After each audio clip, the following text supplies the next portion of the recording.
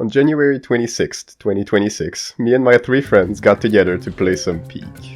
It was great fun, obviously, but that evening's session of lousy teamwork, godlike RNG, and dumb hilarious moments ended with such an unusual, ridiculous, and downright unhinged event that I felt it was only right to not only describe what we stumbled into, but also the journey that led us there. Ladies and gentlemen, this is the story of how me and my friend broke reality in order to get ourselves out of bounds.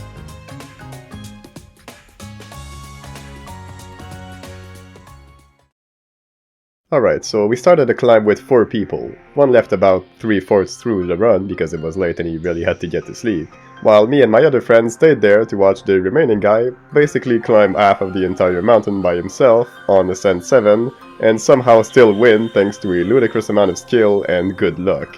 The run is over, we're sent back to the airport, and the carry leaves as well because he needs to sleep too. Me and my remaining friend decide we're going to muck about in the airport and keep on chatting for another while, and this is where the degeneracy begins.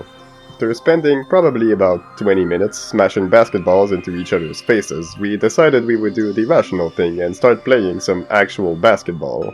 But the balls did not get to fulfill their duty that day because we played with the freaking chess pieces. Well, that was the plan at least, but my friend had the seemingly uncanny ability to consistently land the pieces on the rim of the hoop. After he pulled it off enough times, we decided, screw it, we're getting all of the pieces on the rim. Over the course of the next half hour, give or take, we managed to do this. We threw the pieces over and over, stacking all of them on top of each other in some of the most ridiculous and precarious positions imaginable, creating what almost resembles a twisted mockery of a Jenga tower. Except this tower was sturdier than a concrete wall. We threw plenty of basketballs at it trying to bring it down, but aside from some stray pieces on the edges, nothing budged. So we instead decided we would grab the pieces on the rim that were holding all of the others up in order to collapse the entire thing.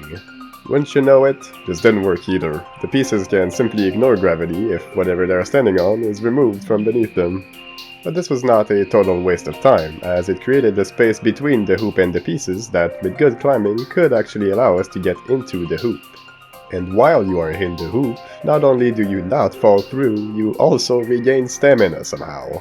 Eventually, I realized this might allow us to climb the pillar that is behind the hoop and potentially get out of bounds from there. With our goals set, we eventually destroyed the tower, picking up and dropping basically every piece we had painstakingly thrown up there. I then began climbing the pillar, but unfortunately, I couldn't make it to the top. But then, by pure happenstance, I landed on top of Floating Queen a decent way up the pillar, circumstances which had allowed it to survive our earlier destruction, allowing it to serve as a foothold for me to climb all the way to the top. However, there was still one obstacle standing before me, an invisible ceiling. But I wasn't going to let that stop me, and so I did the only thing I could think of. I climbed the pillar and I started mashing the lunge button like a madman, without any semblance of reason or purpose, in the hope I might get something magical to happen. And after trying this a few more times, I got something magical to happen.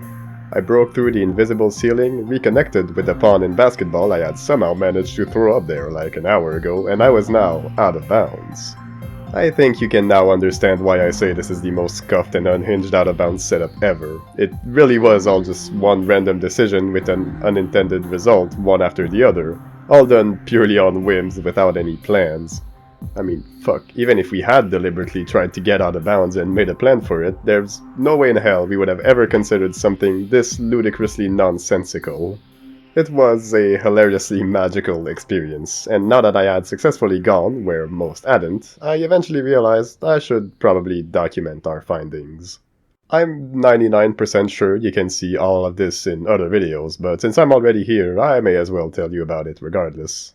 Firstly, if you look at what is behind the big grated door, you'll be able to see the Scoutmaster, who is just chilling there, as well as this weird floating barrel kind of object.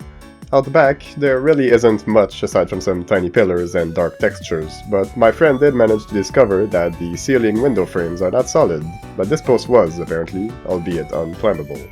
On the other side of the room, behind the elevators, you can find this area with floating crates, a railing, as well as this kind of carpeted walkway that seemingly leads into this red checkered platform. Up on the wall here is an invisible wall, or perhaps it's just the ceiling's collision. We tried slamming our faces into it, backflipping through, playing dead, but nothing worked, so instead we turned our attention to the out-of-bounds floor. Obviously we couldn't just jump over there, but I figured it might be possible to use the railing as a walkway to avoid falling into the void. Turns out, the railing isn't solid, but there is a giant solid floor down there, so it's not too bad. From down here, we can get a clearer look at the carpeted floor and also see there are some decorations over here, as well as these red and green arrows under the elevators, for some reason.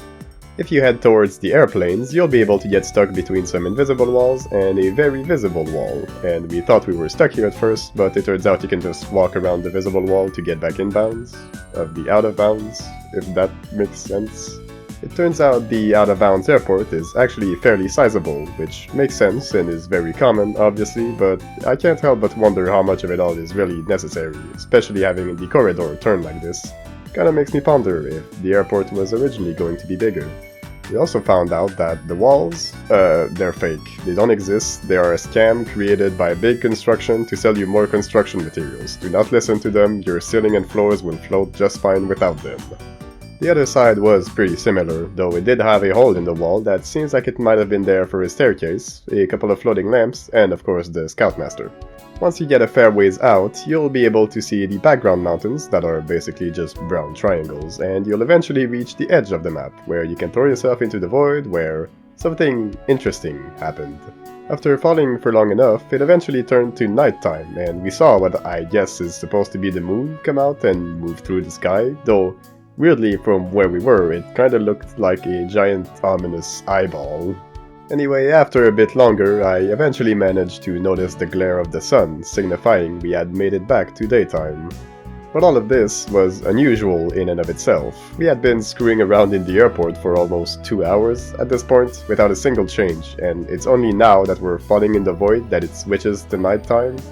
I don't buy it. There's gotta be some shenanigans here, but I don't have access to the code, so I really can't say anything more than that. Also, update, because as I was recording some extra footage for this video with another friend of mine, we actually managed to get out of bounds the same way, just without all of the chess-related shenanigans this time around. Basically, if you stand on the backboard of the basketball hoop, you actually get enough height to make it all the way to the top and climb out of bounds. And personally, I found that the best spot to aim for in order to actually get there is this upper right corner where the pillar kind of meets with the frame of the ceiling windows. And it turns out this is actually incredibly easy to do, which was weird to me because when we first did it with all of the chess pieces and whatnot, I had a lot more trouble actually getting into the basketball hoop from the wall.